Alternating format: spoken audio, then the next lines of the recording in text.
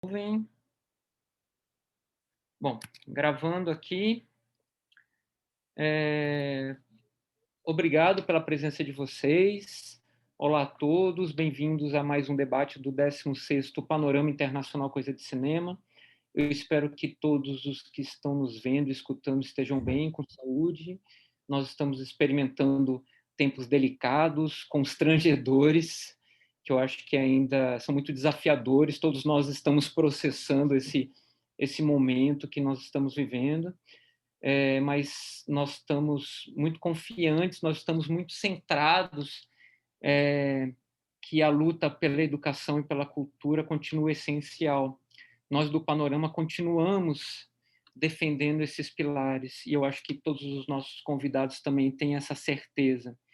Eu gostaria de lembrar que o Panorama tem o apoio financeiro do Estado da Bahia, através da Secretaria de Cultura e da Fundação Cultural, via Aldir Blanc, que é direcionada pela Secretaria Especial da Cultura do Ministério do Turismo.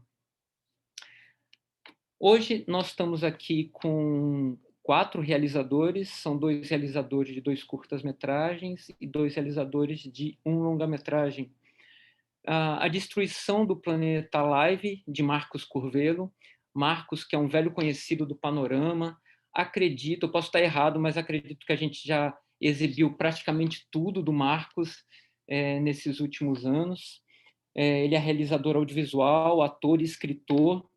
Foi membro do coletivo Ente de Audiovisual aqui de Salvador entre os anos de 2011 e 2019. Foi roteirista, ator e diretor de curtas-metragens. Eu destaco alguns: Otto Recicla, Feio, Velho e Ruim, Mamata e Jodeirismo. Marcos, o qual acabou? Ou apenas você partiu para a carreira solo? Como é que está o qual? Não, todo mundo. Boa tarde primeiro, obrigado pelo convite e a sessão. Eu vi mais cedo os filmes, está bem lindo, assim, está bem tocado. Um abraço para o Tomás, que eu conheço. E aí, Tomás? E então, qual a gente, nos últimos anos, estava já se afastando, cada um indo para o seu caminho. Eu morei fora, voltei, alguns seguindo carreira mais acadêmica, outros indo para trabalhos mais com publicidade, com outras coisas, mas assim, a gente continua muito próximo. A empresa, que é o longa que está também na competição, foi uma reunião com todo mundo participou de novo, assim, a gente então não...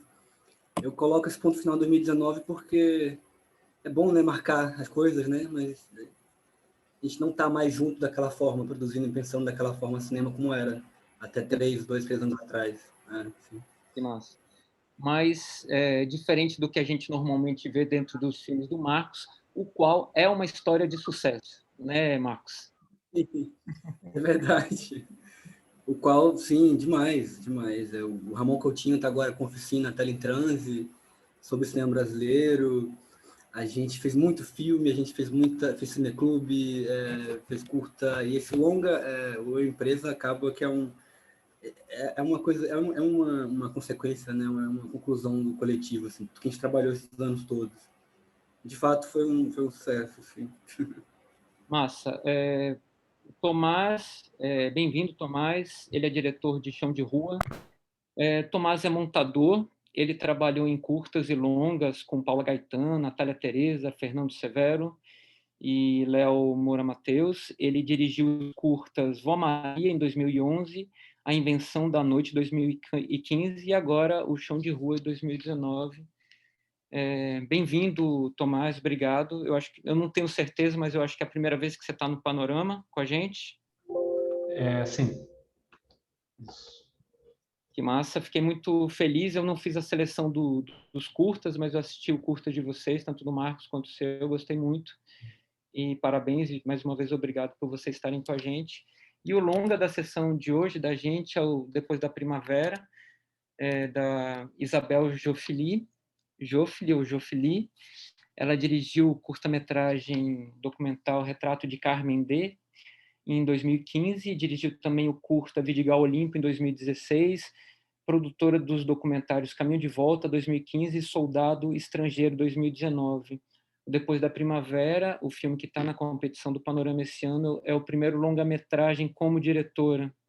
E o Pedro Rossi, que também dirigiu Depois da Primavera, é produtor dos filmes Ipom, do grande Cavi Borges, Noite de Reis, de Vinícius Reis, Não se Pode Viver Sem Amor, Jorge Duran, 2010, e dirigiu com o José Joffre o documentário Caminho de Volta, 2015, e dirigiu também em parceria com o mesmo Joffre o longa Soldado Estrangeiro, em 2019.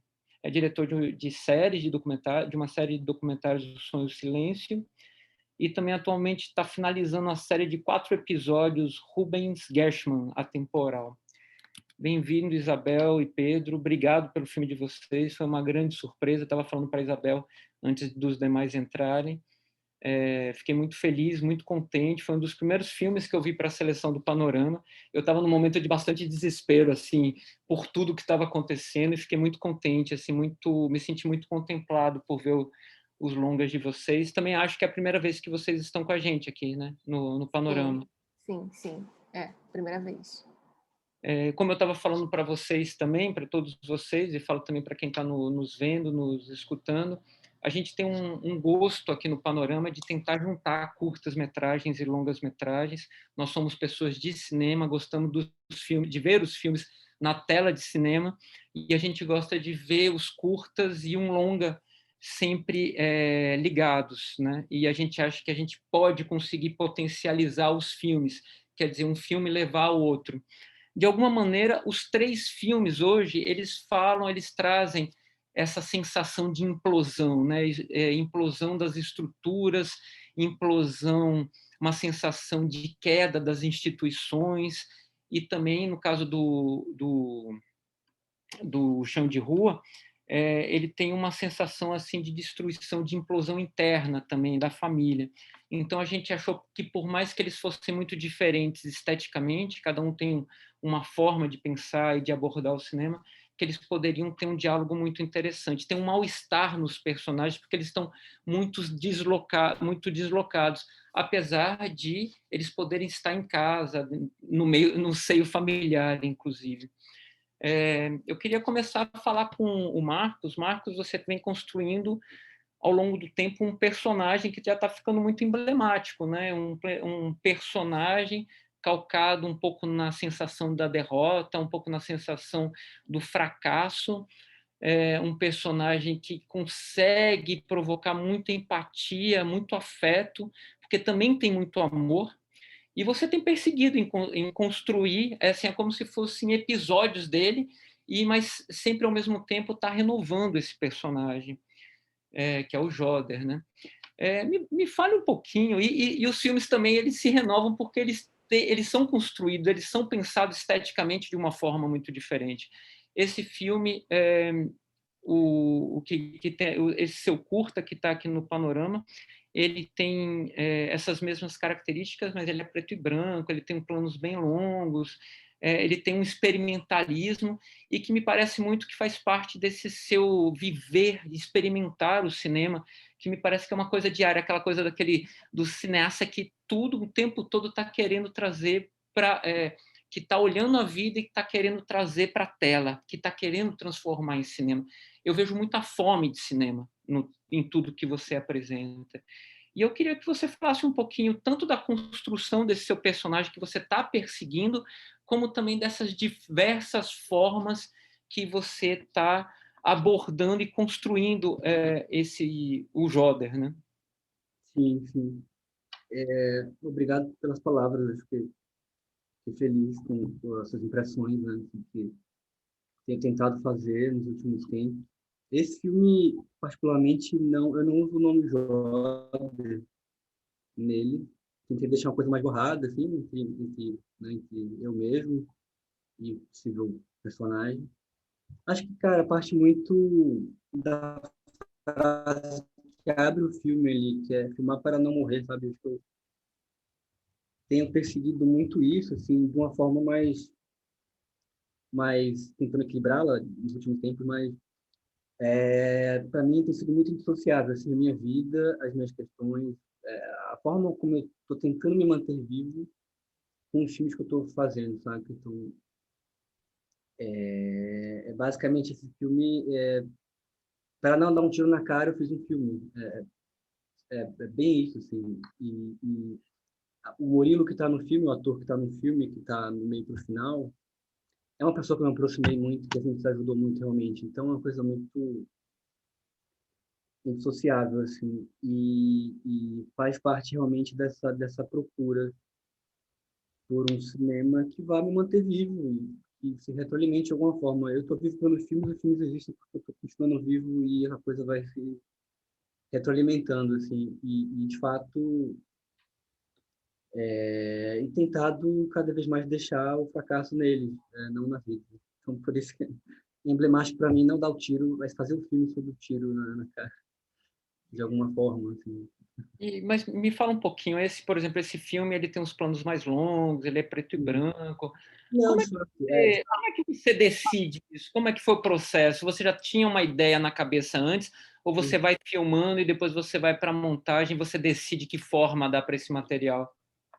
não, eu nos últimos anos tenho filmado muito, de maneira muito espaçada, dilatada. Eu acho que o último roteiro que eu sentei para escrever o roteiro e fiz o filme foi uma mata, assim. Mesmo assim, foi filmando muito, também é uma empresa, né, que já é outro processo de produção longa e tal. Mas essa primeira imagem para esse curta, por exemplo, foi filmada no final de 2018. E a última foi filmada agora, em 2020. E ele eu não cheguei a escrever um roteiro desse filme. Era sempre o mote. Dar um tiro na cara, mas ter uma dúvida sobre isso por um motivo ridículo. Né? Mostrar uma certa... uma dúvida sobre dizer ou não fosse ridícula e triste, engraçada, né, de certa forma. E acho que todos os meus trabalhos têm sido assim, né? Esse arquétipo Jó de Marcos, né? Classe média, pardo, baiano, mas hoje de esquerda, mas aquela coisa. E aí, dentro desse universo decadente absurdo do Brasil, anos 10, né? Essa coisa que a gente tem vivido, assim, tentado colocar. Sobre as imagens que você fala, eu queria fazer um filme mais do que nunca caseiro, que fosse muito apartamento, mas que fosse, ao mesmo tempo, que potencializasse essa precariedade, né? Tivesse uma beleza, de certa forma, assim. E que tivesse mais cara... A coisa que você expôs, preto e branco, era uma coisa muito anti-live, anti-imagem de filme de internet. Eu falei, isso não vai ser visto no computador, né? Não vai dar tempo de voltar ao cinema e tal. E a gente tem visto muita coisa para a internet, muita live, muita produção, que não são tão pensadas esteticamente, para você fazer um filme que, mesmo sendo visto numa tela pequena, que ele tem essa cara de filme para ser visto no cinema, sabe? Espero poder vê-lo no cinema ainda, mas acho que essas escolhas foram processuais também, não foi desde o começo. Fazer um filme em escopo preto e branco foi também...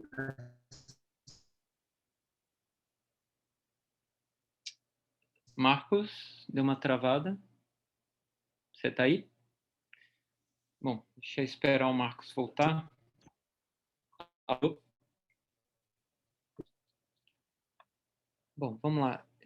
Tomás, eu vi há pouco tempo o teu curta, eu fiquei muito impressionado.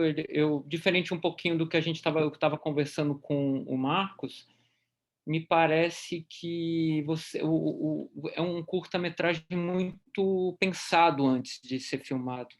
É a sensação que eu tive. Eu achei a fotografia muito, muito boa, muito elaborada. Eu gostei bastante mesmo assim da decupagem. Eu achei a decupagem muito precisa dentro do teu curta. Achei a montagem também muito boa. Você é montador, eu não sei o quanto tempo que você montou, como que você montou esse filme. Você podia falar um pouquinho dele também, desse processo todo. E normalmente quando a gente vê um filme assim muito bem pensado, um pouco cerebral, assim, mais cerebral, assim, tem uma tendência dos atores ficarem um pouco mais enrijecidos, mas os atores do teu curta, eles estão muito vivos, eles estão grandiosos, né? Eles estão em carne e osso, você sente os personagens, você sente a dimensão humana deles, é muito humano, é muito quente, é muito coração também, apesar da maneira como você filma, da maneira como você monta, da maneira como você enquadra, ele é muito cerebral. Eu queria que você falasse um pouquinho disso também, desse processo de pensar o filme, de ir para o set, depois de montar, e ao mesmo tempo conseguir resguardar essa dramaticidade, essa unidade dos teus personagens. Por favor. Primeiro, eu fiquei muito feliz com essa sessão, assistindo os filmes, assim, e essas afinidades também, né, entre os filmes, essas difusas, né, mas assim, até os filmes do Marcos que eu conheço, né, esse certo crônica, né, ao longo do tempo, né, e como que também depois da Primavera articula não só no Brasil, mas também a relação no Brasil e fora, assim, acho que as formas diferentes em que a textura da história, né, tá nos filmes, achei interessante até imaginar o que seria essa sessão num cinema junto, né, ficar vendo o filme assim, pensando, nossa, mas assim, o Chão de Rua tem esse desejo de uma forma bem diferente, né, para mim, pelo menos como eu pensei originalmente, assim, de tentar entrar num campo bem narrativo, né, bem ou que pelo menos eu penso como narrativo, e pensar também essas ideias, né, aliás, esse contexto, né, de que é um filme feito em Curitiba, que é uma cidade bastante estranha de se viver e várias, enfim, e essa ideia também das construções que a gente a gente não, né, mas as mentiras que inventamos e escolhemos acreditar também, né? E acho que o filme foi muito construído em cima disso, tanto no roteiro, né, mas também nessa ideia, né, de cena, né, de uma cena que foi algo quase acidental também, mas de que o filme tem um visual um pouco teatral para mim, assim, uma coisa meio tem uns momentos que parece um palco, tem momentos que a gente está filmando na rua, assim, o meu desejo inicial é filmar, não, vamos filmar na rua, e de repente, quando eu vejo a imagem, parece quase que o fundo é algo falso, assim, então, isso acabou virando uma coisa quase acidental, que a gente conversava bastante com a equipe, assim, mas que eu pelo menos eu acho interessante no filme pensando esse universo, né, do falso, da mentira, do que escolhemos, né, enfim.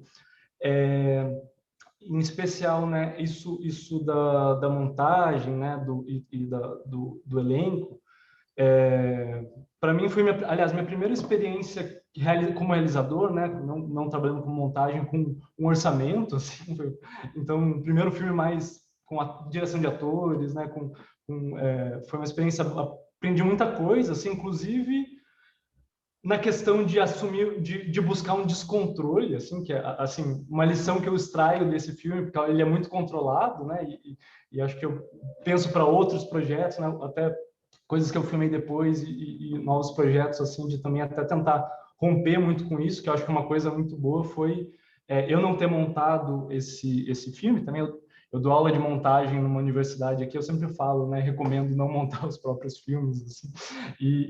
Esse trabalho de distanciamento foi muito bom, assim, porque eu tinha também essa visão já de como que o filme ia ser pronto, né, essa coisa toda querendo prever muita coisa, e o trabalho quem montou o filme, que foi o Pedro Giongo, ele trouxe muita coisa nova, inclusive nas discussões antes da filmagem, inclusive ele estava no set, não, faz mais filma de uma outra forma também, eu queria tudo muito do jeito que eu tinha inicialmente planejado, assim, foi um aprendizado muito grande, assim, nessas primeiras experiências como realizador, assim, como encenar, enfim, como foi nesse sentido foi muito rico, assim, aprender até abraçar o descontrole, né, se permitir isso, né, apesar de que o filme não é esse caso, assim, mas eu aprendi nessa lição, assim. E daí essa relação desse controle, desse rigor, né, dessa ideia, essa decupagem muito tentando controlar excessivamente, também entrou em choque com esse elenco, né, que também são pessoas que têm formas trazem coisas muito diferentes, cada uma das 4 personagens que aparecem no filme, assim, a Patrícia, que é Patrícia Saravia, que é uma atriz de teatro, que também fez muito cinema, né? Daí o Santos Chagas, que é um ator mais de teatro, então traz foi uma experiência interessante de brincar com as diferentes texturas de atuação mesmo que cada pessoa buscava, né? Daí a Marie também, que é a atriz mais jovem, né? Que ela alguém que inicialmente não veio não vem de um contexto de teatro, né? Ela começou trabalhando em alguns filmes aqui e ela enfim, traz uma outra energia muito mais livre, muito mais aberta, muito mais de improviso. Então, esse confronto também com a necessidade de desejo, pelo menos, de tentar algo mais segoroso e também tudo aquilo que foge, né? Toda essa potência assim dela, que eu acho uma coisa bastante impressionante assim também que ela traz. E esse jogo, né? Entre esse controle, essa atuação mais textual e toda hora também surgindo coisas mais do imprevisto, enfim, de uma outra força que não está tão controlada. Assim. Então, eu sinto que isso compôs muito o filme, essas diferentes formas de atuação, que demandou diferentes formas de ensaio, etc. Assim, mas foi uma experiência muito aprendizado. Assim. Tem muita informação que você não dá para o espectador, né? Tem muito do não dito, a gente não sabe exatamente o que está pegando, a gente não sabe exatamente quais são os dramas ali, a gente sabe do mal-estar, a gente entende que tem uma disputa, que tem um mal-estar entre eles. E você falou um pouco da mentira e da verdade, né? Desse jogo que existe da mentira e da verdade. O que é que você está querendo dizer exatamente? Porque a gente vê que tem uma ebulição, uma implosão, um mal-estar, e você citou agora a mentira e a verdade. O que está exatamente em jogo ali, Tomás? Por favor.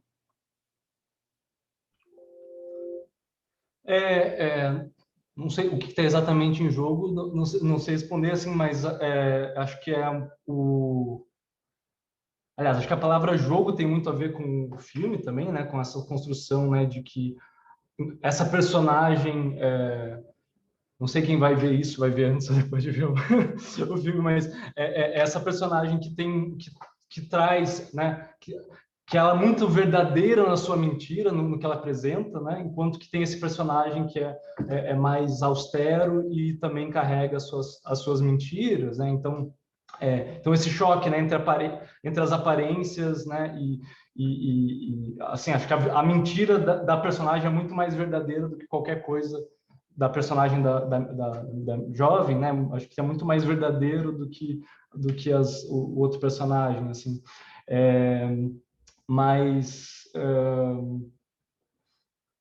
mas não sei assim essa pergunta assim o que se busca assim, sobre as questões em aberto, acho que é um pouco o desejo também assim do filme de criar essas relações até dessa composição familiar um pouco estranha, né? Assim, eu fiquei pensando quase uma montagem nesse sentido assim do que se pode imaginar a partir daquilo que o filme também não oferece. É muito interessante como conversando com pessoas, cada pessoa tem uma leitura muito diferente do que é o filme, o que são essas relações, como que se desenvolve, o que é o final, enfim, isso é algo que para mim me interessa bastante também, assim, como construção, assim, deixar essas portinhas abertas, assim, e não fechar.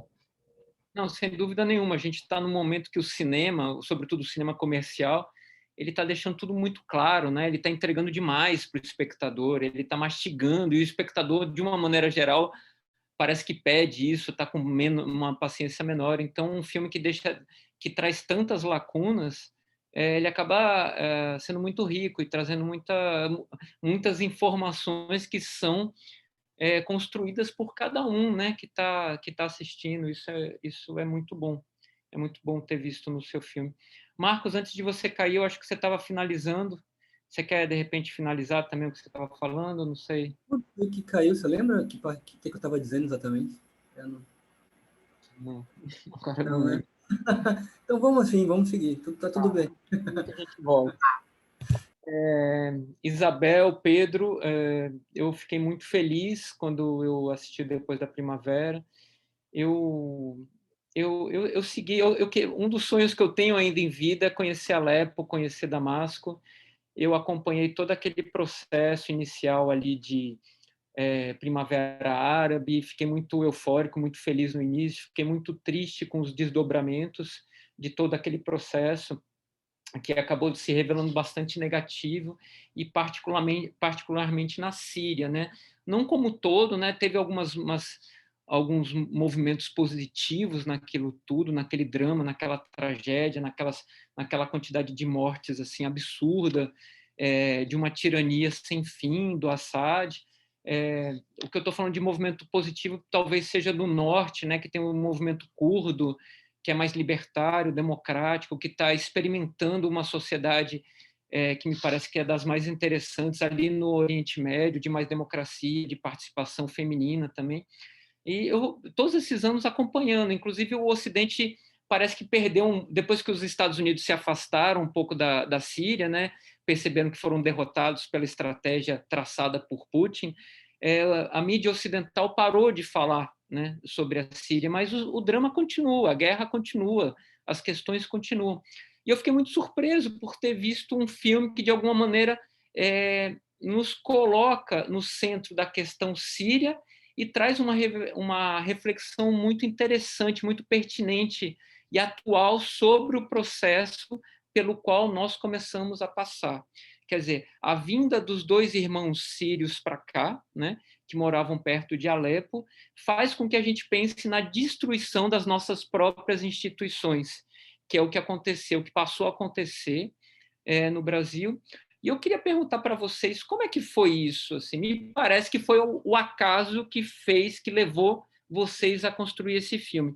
Eu chutaria que vocês se interessaram por esses 2 personagens e, aos poucos, com o desenrolar dos acontecimentos, foi possível inseri-los, acompanhá-los, inseri-los dentro da nosso drama brasileiro. Vocês podem contar um pouquinho como isso aconteceu, como esse processo se passou nesse filme longo, né? E ele, justamente pelo fato de ser um filme com uma história tão longa, isso foi possível ter sido captado pelas lentes de vocês. Pedro, eu falo um pouquinho, depois você continua, tá? A gente começou a pesquisa mais ou menos em 2014, nem era inicialmente com esses 2 irmãos. A gente começou a ver muitos refugiados sírios aqui no Rio de Janeiro, né, vendendo salgado em barraca. A gente começou a fazer uma pesquisa com um vendedor de uma dessas barracas e a gente precisava de um tradutor para nos ajudar na primeira entrevista, e aí a gente acabou chegando no Adel, que é um dos irmãos, que é o de cabelo curto. E aí, nesse primeiro encontro, a gente ficou muito impressionado isso era 2014, eu acho, como ele falava português já super bem, como ele fazia universidade, estava no FRJ fazendo química, e como, de alguma maneira, ele estava absorvido, apesar de todas as dificuldades financeiras pelas quais ele passava, ele estava vivendo uma vida carioca, assim, sabe? Então aquilo nos impressionou. E quando a gente conheceu o irmão dele, foi o mesmo processo. Falava super bem português, então, de alguma maneira, a ideia que a gente tinha de refugiado sírio meio que caiu por terra, e por isso que a gente se interessou pelos 2 irmãos, assim. E aí aqui, já nas primeiras conversas, eles falavam que eles eram ateus, enfim, várias coisas, aquela coisa, você vai pronto para encontrar uma coisa, e aí foi isso, a gente começou a se relacionar com eles. E essa coisa, né? Baixo, não tinha dinheiro, fomos filmando aos poucos, e é isso mesmo que você falou, o acaso, né? Eles chegaram em 2013, tem imagens, inclusive, deles nas manifestações de 2013 no Brasil, então eles saem de lá e chegam e já vão para as manifestações aqui em 2013, a gente não tem isso no filme, mas... E aí, como o filme foi se alongando no tempo, de fato, a gente foi vivendo, durante o processo de realizar o filme, toda a tragédia brasileira, né? E aí isso impactava sobremaneira assim, a vida deles como refugiados, né? E eles foram amadurecendo no Brasil também, né?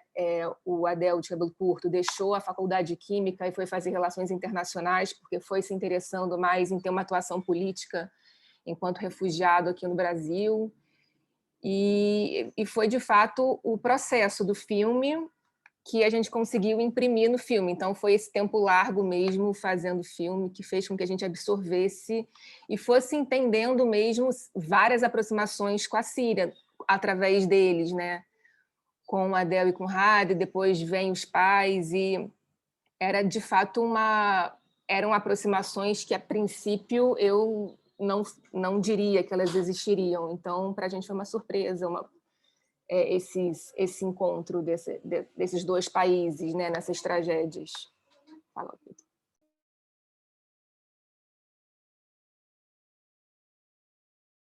Você está sem microfone. Não, sim, acho que você falou bem aí, não sei nem como pegar aqui. Queria falar dos filmes do Marcos e do Tomás, porque foi uma surpresa. Eu vi os dois hoje, eu fiquei...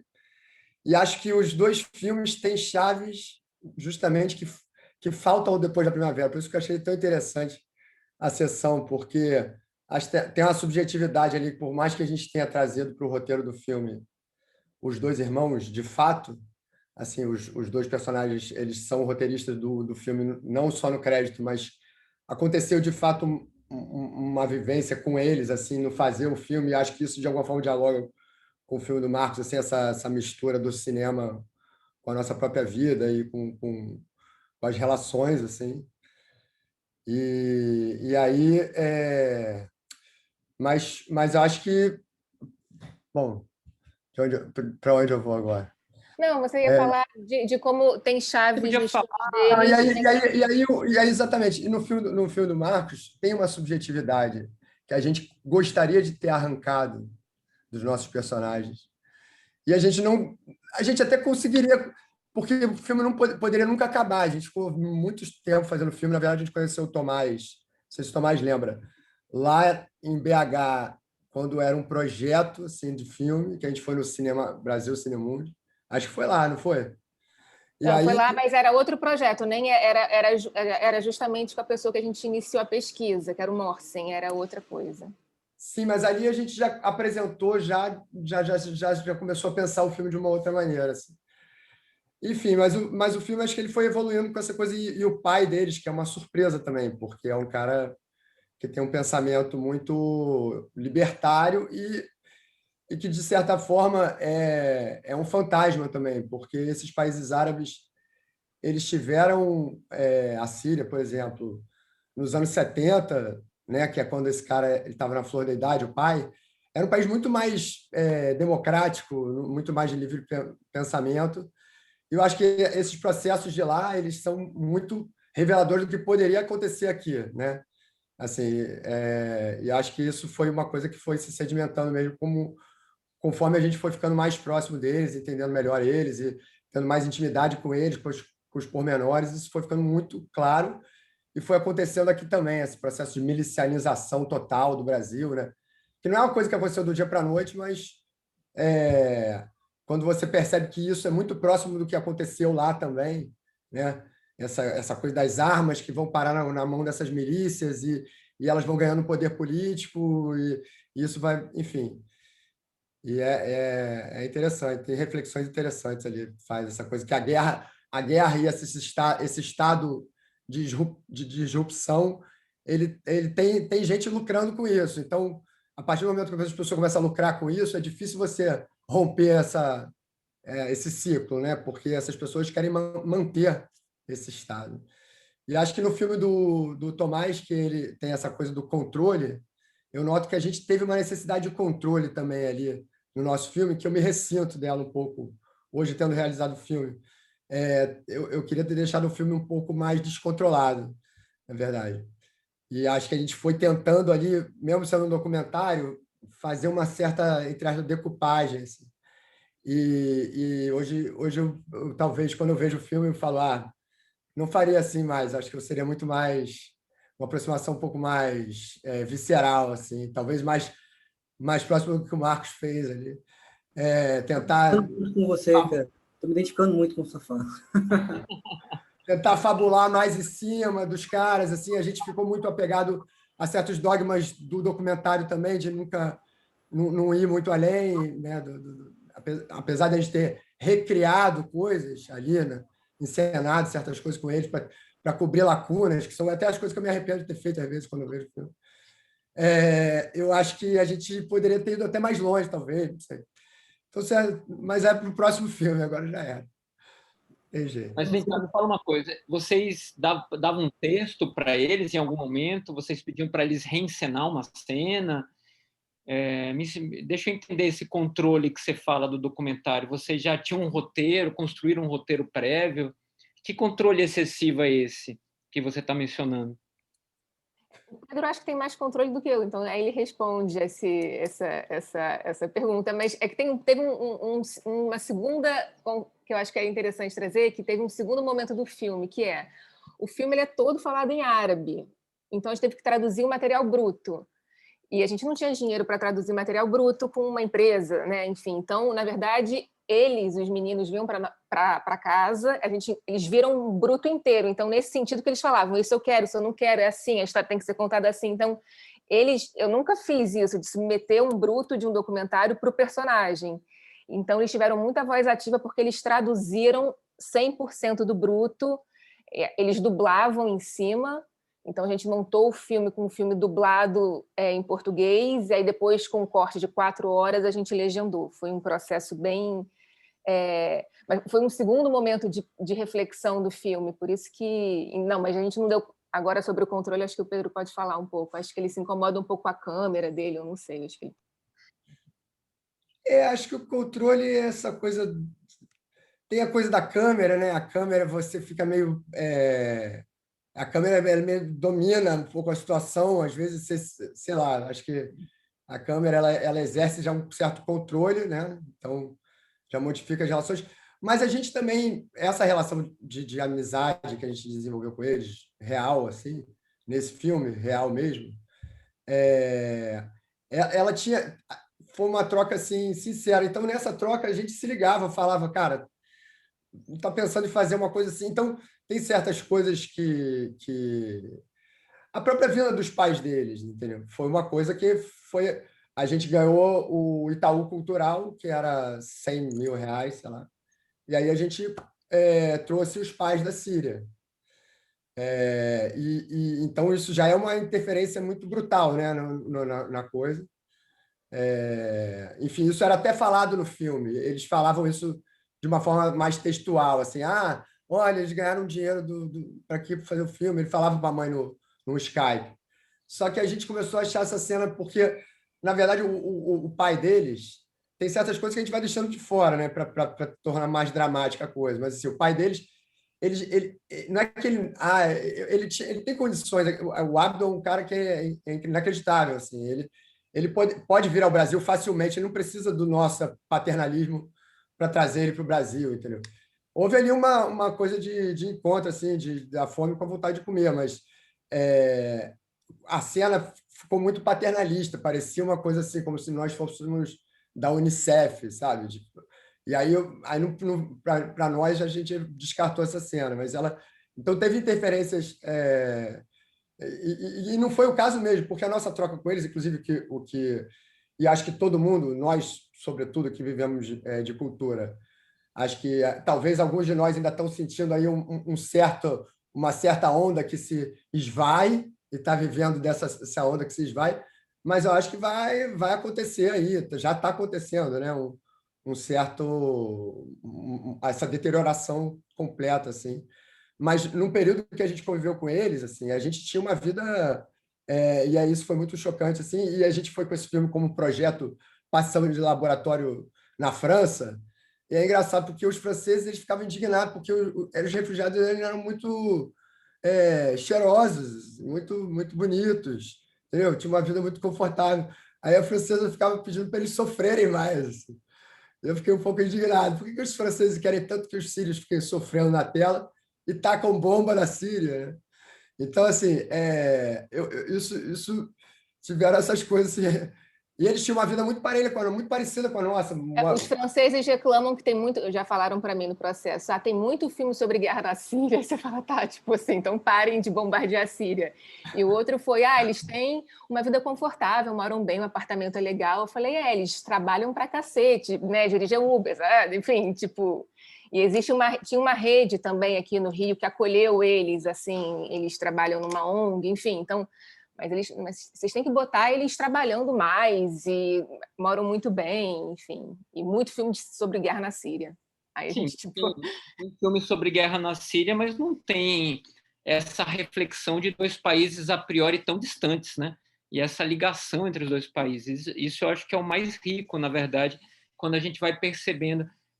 inclusive na cena que tem o pai, né, que chega, eles começam a falar, não, mas na Síria a educação era melhor do que a que a gente tem aqui. Começa a ter esse debate é muito rico e é muito original, né, pelo que eu conheço, pelo menos.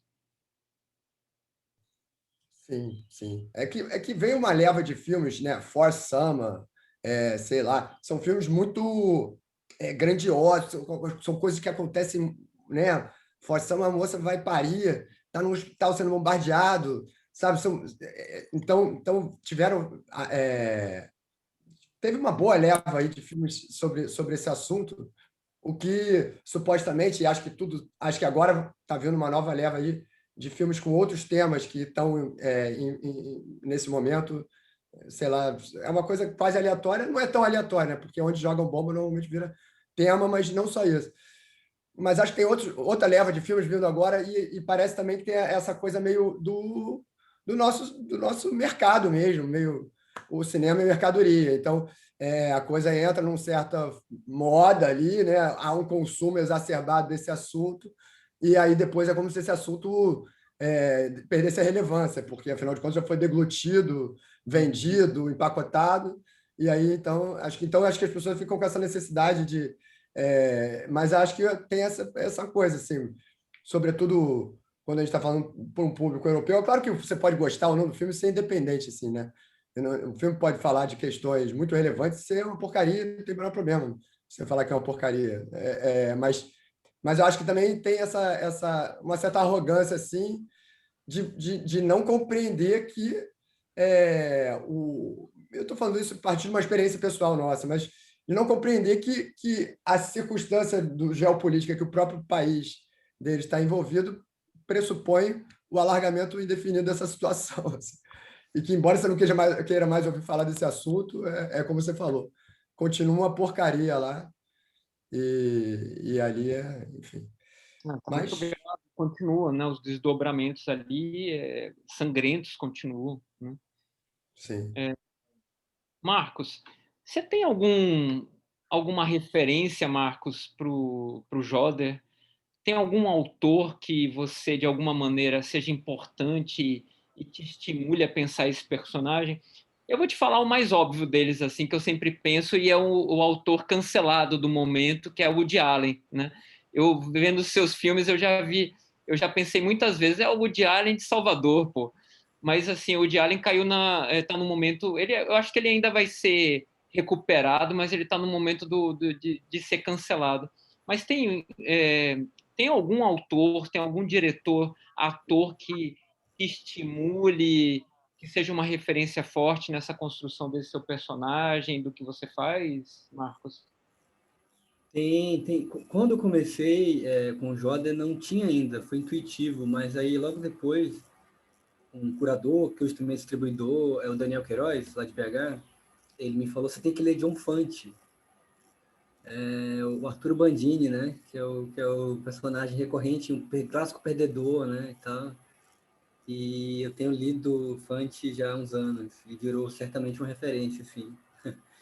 Tem alguns diretores também que, de uma forma ou de outra, vão contando a vida, vão se colocando em cena, talvez não nessa forma de autoficção, né, mas o Jonas Mekas, por exemplo, a maneira como ele filma e se coloca no filme dele, conta a vida dele nos filmes, para mim é uma inspiração grande. Tem uma foto dele no curto, inclusive, segurando uma arma, o Mekas. Verdade.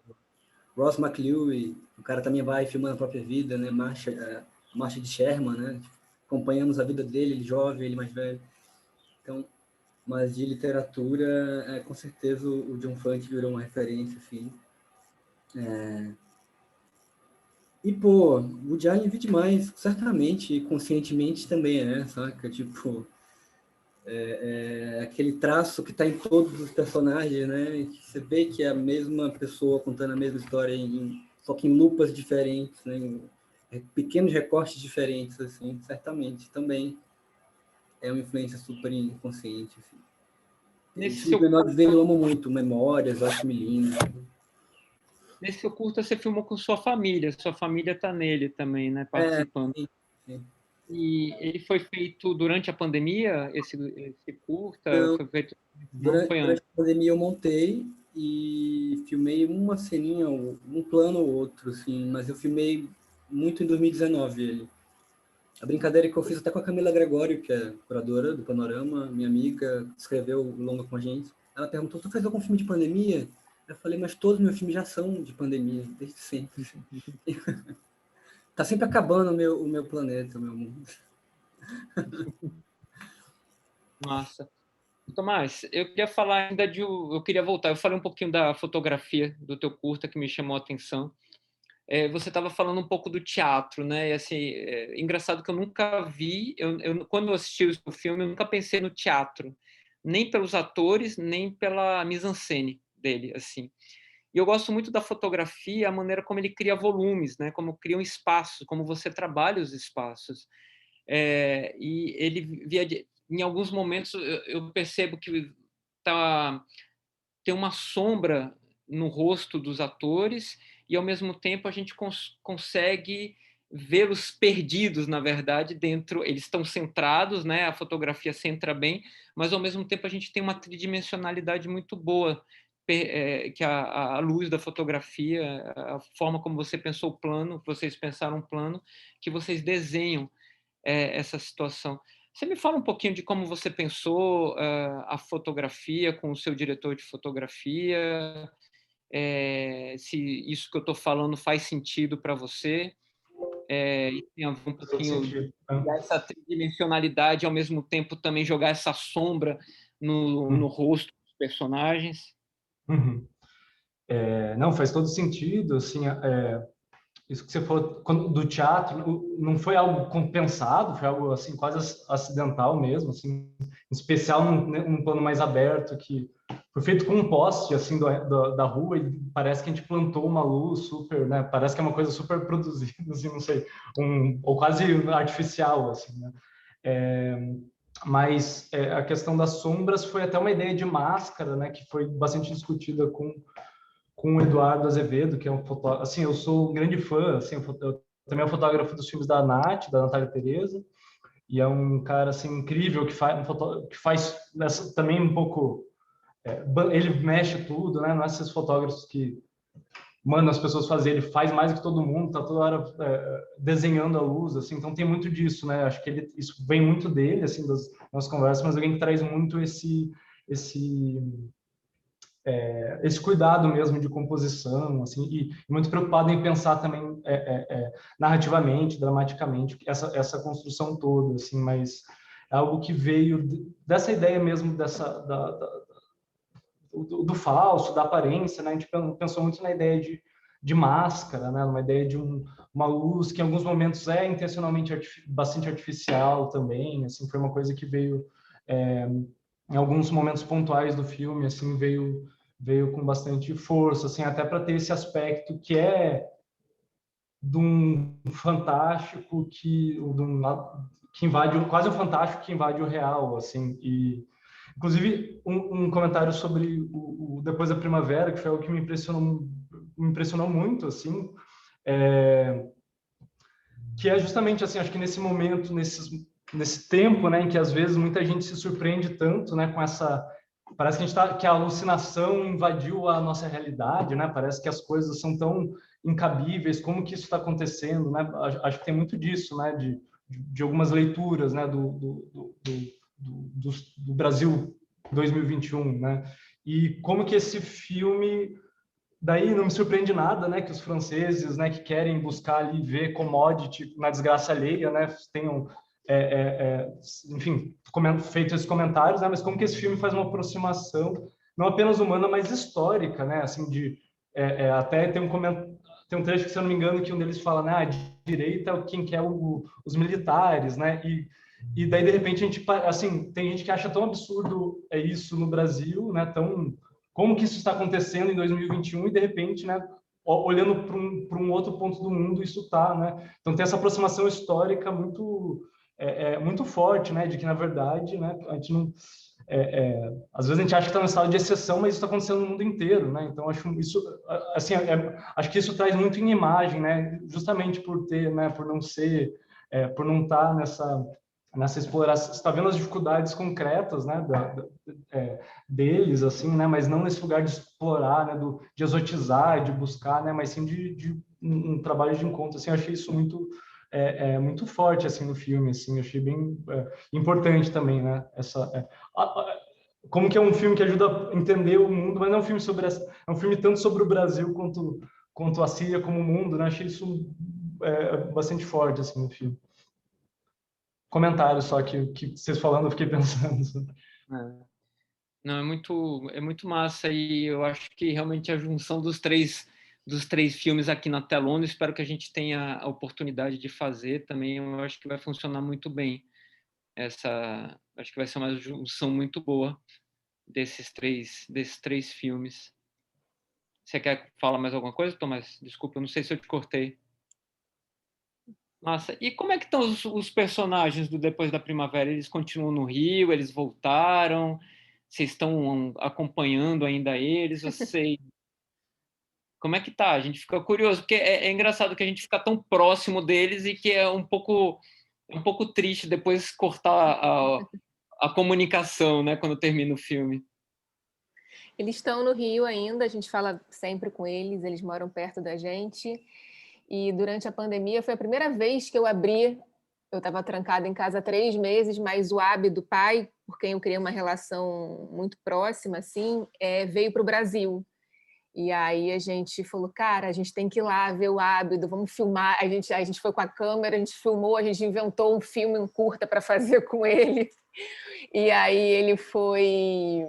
E a cidade ainda estava muito vazia. No dia que ele foi embora para o aeroporto, a gente foi filmando ele, todo cheio de máscara e coisa. E aí ele... né, é um périplo voltar para a Síria, né? Então, assim, o cara de 85 anos, no Covid... Só fazer um parênteses. Ele voltou, fez escala em Beirute no dia do Beirut Blast, que foi aquela grande explosão no porto. Ele pousou em Beirute exatamente no dia do Beirut Blast. Então, a gente ficou acompanhando, porque a gente ficou com medo dele voltando para casa, na pandemia, para a Síria, fazendo escala em Beirute, ia chegar em Beirute, pegar um carro para atravessar. Aí rolou aquele negócio, cara. Fiquei apavorado. Aquele troço parecia o fim do mundo. 2. Mais um, Não, mas aí ele tá ótimo. Ele chegou bem, não pegou Covid. Ele ele passa por tudo. E o Adel e o Rá estão trabalhando fortemente e estudando. Então, mas obviamente que a relação já não é a mesma, né? Porque a gente já não encontra muitas pessoas agora. Então eles querem continuar aqui no Brasil, eles não estão pensando no momento em voltar para a Síria.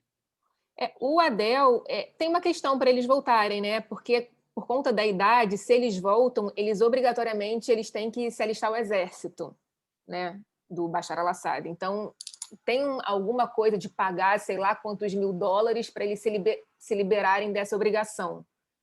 Mas aí é uma grana pesada que eles não teriam como pagar. Mas o Adel, de cabelo curto, ele cortou, assim, ele não quer nunca mais voltar.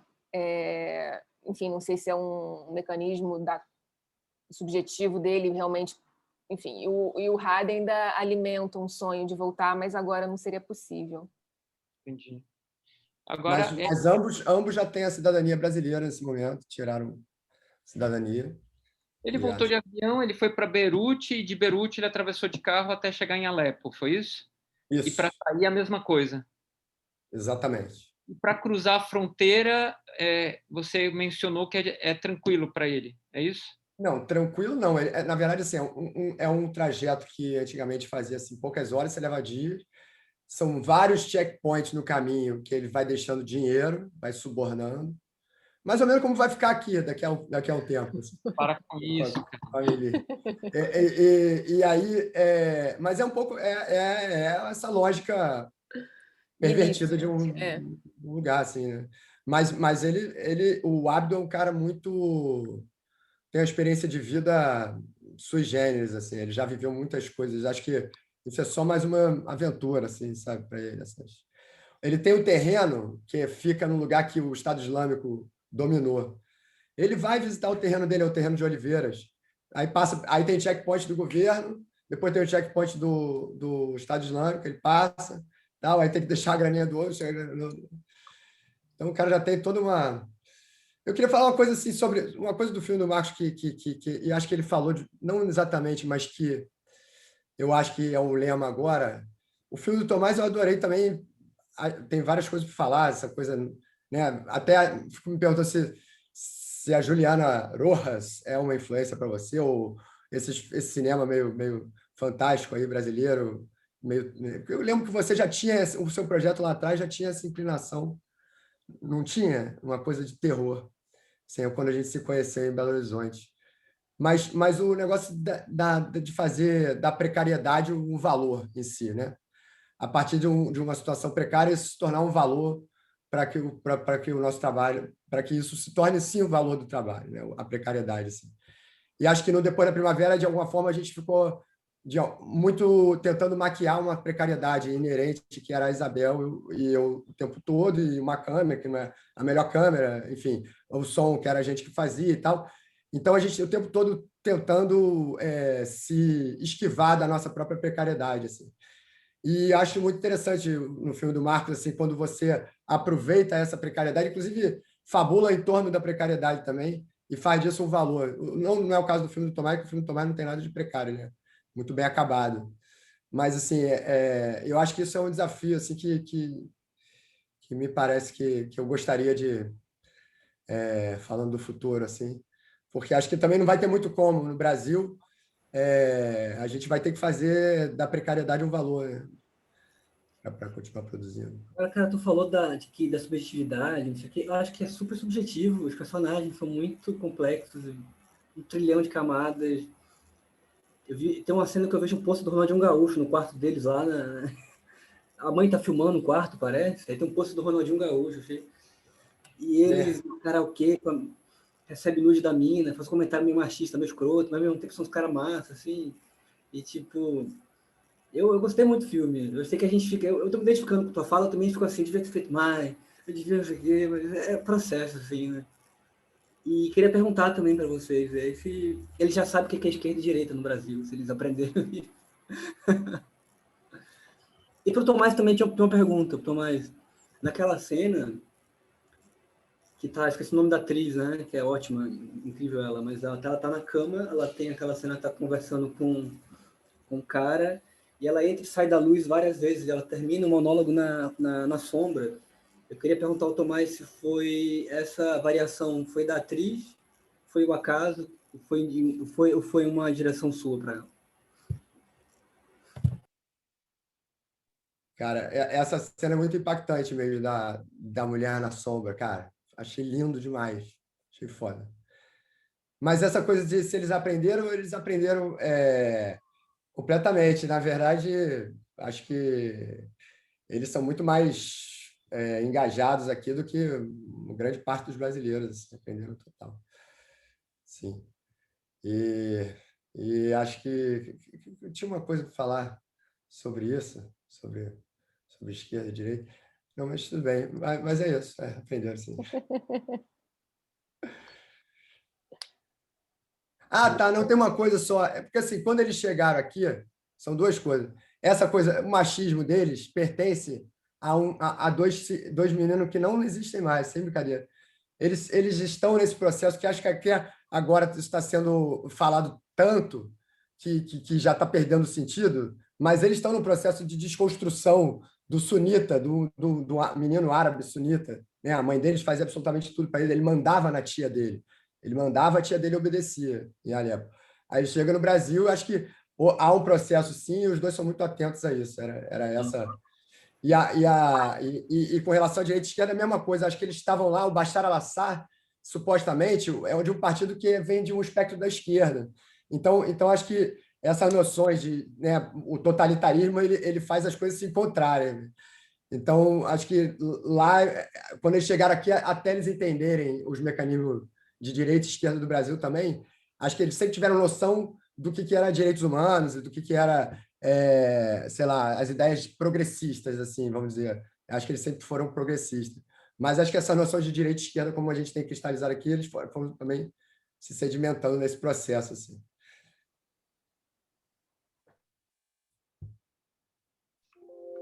Só respondendo também e pegando a ideia do precário, né, que eu acho que veio aí, eu acho é muito importante a gente pensar sobre isso também, assim, né? Mas sobre a cena em especial, sim, foi algo pensado junto, assim, foi algo que estava já nessa construção de ser esse plano, mas ser toda a força num plano único, né?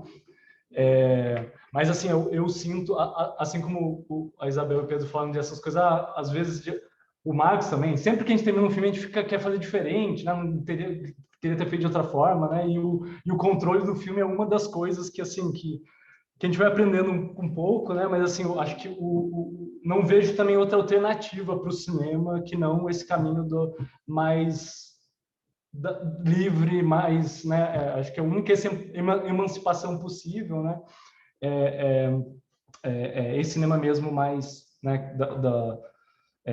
Também uma coisa que vocês falaram sobre tentar quase mascarar, né? Quase fingir que filme tem mais, né? Que acho que é uma coisa que talvez a nossa, né? Como que fala, síndrome de vira-lata, né? A gente tenta fazer às vezes, né? De tentar fingir que tem mais dinheiro. Ah, não, vamos fazer um filme e assumir e não assumir o que o filme é, o que a gente, tudo, enfim, o que a gente é, que às vezes é essa palavra do precário e essa palavra eu acho maravilhosa, né? Também.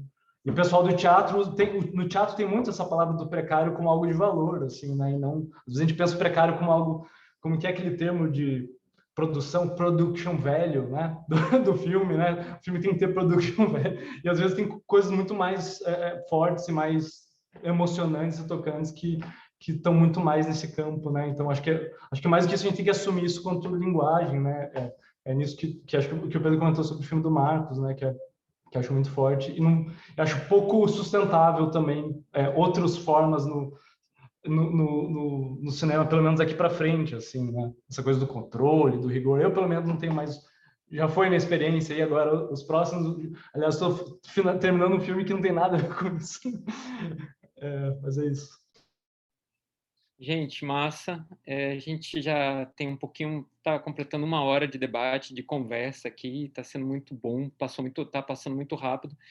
Eu queria pedir para vocês que façam considerações finais, na verdade, se quiserem mencionar o que vocês estão fazendo nesse momento, né, de precariedade que estamos passando, entender um pouquinho dos projetos novos de vocês, assim, de como que vocês estão encarando esse momento. Eu acho que a gente podia finalizar dessa forma, por favor. Marcos, começando por você. Obrigado, foi bem lindo, amei a sessão. Massa conhecer o Pedro e Isabel, mesmo que assim, por Zoom, né? Tomás, amei teu filme, cara, vamos falar depois mais. E, sério, muito feliz com o convite. Tô na precariedade, né? Freelas para pagar as contas, né? Assino carteira há mais de 10 anos, tá certo. Mas com um curto e um longa aí. Quero fazer um longa nesses moldes. A gente está falando muito disso no final agora do debate. Eu quero pela primeira vez fazer um longa na precariedade. Quer dizer, já é sempre, mas mais ainda. É o projeto. E só completar também a coisa do qual que eu falei no começo, que acabou, mas não acabou. A gente esse ano completa 10 anos. Então, de alguma forma, a gente vai celebrar isso também. Deve fazer algumas coisas para celebrar, talvez um filme, enfim. Vai rolar isso aí. Fica essa chamada também. Muito obrigado e boa tarde. Tomás, por favor. Eu comentei um pouquinho, né, de estar finalizando o filme, né? Eu sempre acho ruim comentar os processos assim, né? Antes, né? Vamos ver o que vai resultar. Às vezes nem lança, né? Mas no final do ano passado, né? Fiz um filme, uma co-direção, co-câmera, co-produção, uma equipe de 2 pessoas, mas é uma ficção, 2 pessoas atrás das câmeras, né? E foi um desafio bem grande fazer nesse contexto e sem absolutamente nem centavo, assim, então foi exatamente o descontrole, o exato oposto, né, do que tem, até nesse rigor de imagem, enfim, foi muito libertador também fazer, assim, abraçar o precário, assim, e abraçar o descontrole, foi muito bonito, assim, até eu que trabalho com montagem tenho uma certa, às vezes, dificuldade disso, assim, foi uma experiência boa e que agora vamos ver, né? Espero que que finalize, assim. E fora isso, acho que como grande parte de quem trabalha com cinema, também todos os projetos outros paralisados, né? Felizmente eu dou aula, né, na universidade aqui, então, mas assim, a perspectiva futura está sempre bastante triste, né, para todos nós, né? Mas é isso, acho que esse abraçar também, continuar filmar para morrer, filmar para não morrer, né? E também, enfim, fiquei muito feliz com essa sessão, que espero ver, não sei se é essa sessão, né, mas os próximos filmes no cinema, e também muito bom reencontrar todos vocês, mesmo que aqui na telinha.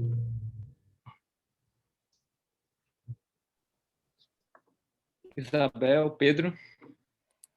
Não, fiquei curiosa de ver todos os curtas do Tomás e do Marcos, esse personagem também, né, meio Woody Allen do Marcos e John Fante. Eu fiquei, enfim, depois se puder trocar o link, né, porque eu não sei se... Vamos trocar link. Tá, porque eu fiquei querendo ver de vocês dois tudo. Eu e o Pedro, a gente está envolvido com 2 projetos agora, com a Luciana Bezerra, que é uma diretora aqui do Rio, e o Gustavo Melo. A gente está começando agora a produção. É um documentário também, um média-metragem, não sei, vão começar a filmar semana que vem. E um outro filme sobre o Rubens Gershman, a partir da série, esse filme sobre o Rubens Gershman, que foi com quem a gente também, a partir da história dele, assim, da realização dessa série, essa questão da precariedade como um valor veio muito, muito à tona para a gente, e aí foi um aprendizado com Gershman. E aí agora é o mote daqui também, de como realizar os próximos filmes, valorizando a precariedade.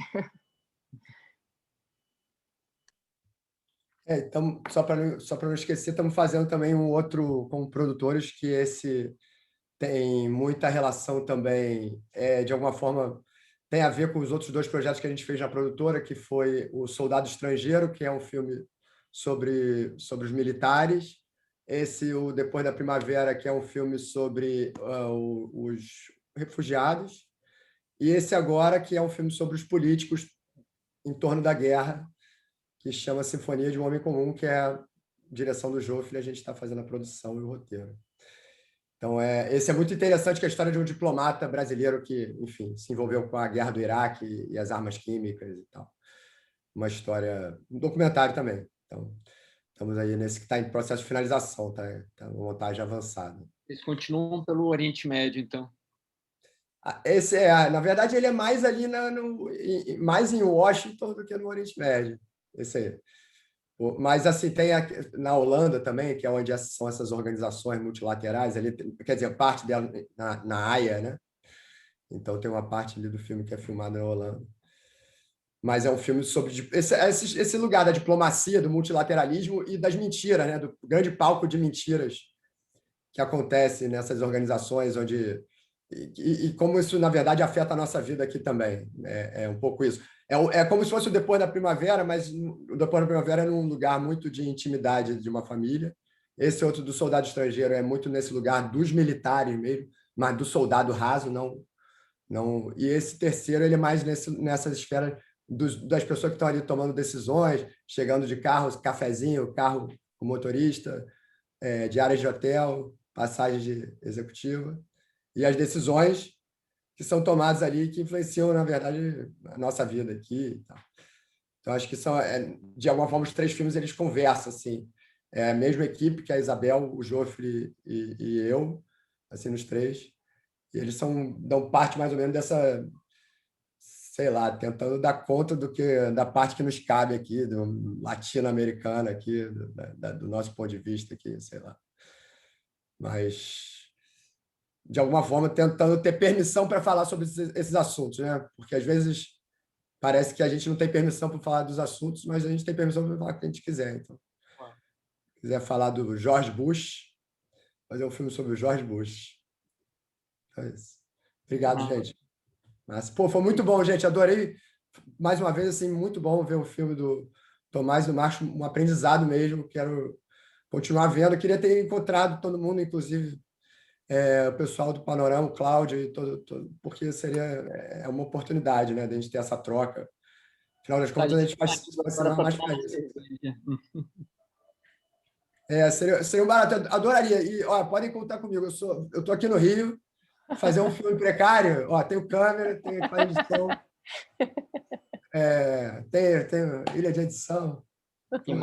Tudo meio precário. E aí, Pedro, vou chegar por aí. Vamos conversar, Pedro. Gente, Valeu. obrigado mesmo por essa conversa, pela abertura de vocês em falar sobre os filmes de vocês. Mais uma vez, obrigado por terem escrito os filmes de vocês. Assim, tenho certeza que vai ser as pessoas que vão acessar os filmes vão ficar muito contentes, muito surpresos. Espero que a gente tenha um bom feedback também, um retorno das pessoas.